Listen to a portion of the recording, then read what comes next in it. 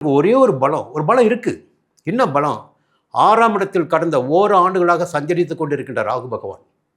இப்போ ஓபிஎஸ் ஆகட்டும், டிடிவி ஆகட்டும், சசிகலாவாகட்டும், செங்கோட்டையன் ஆகட்டும், எல்லாம் உள்ளிருந்து முட்டி மோதி பார்த்தாங்க. இவரை ஒன்றுமே பண்ண முடியல. எல்லாம் வெளியே தான் போனாங்க.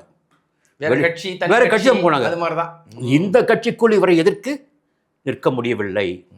அதுக்கு ஒரே காரணம் இவர் கிடையாது.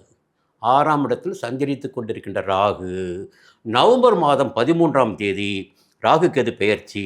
அதன் பிறகு இந்த பலம் இவருக்கு இருக்குமா என்றால் நிச்சயமாக சொல்ல முடியாது.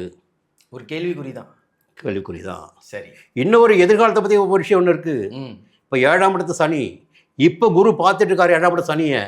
விரைவில் சனி வக்கரமாக போகிறாரு.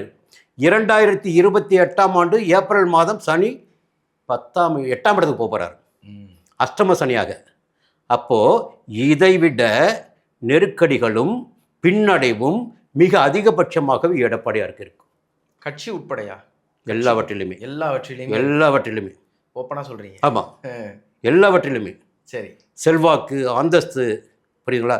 எல்லாவற்றிலுமே இன்றைக்கு காப்பாற்றப்படுகின்ற ஒரு விஷயம் நாளைக்கு காப்பாற்றப்படுமா என்றால் சங்கடம்தான். கட்சி ஒன்றா கையில் இருக்கலாம். ஏங்க மதிமுக வைக்க விட்டு இருக்குங்க.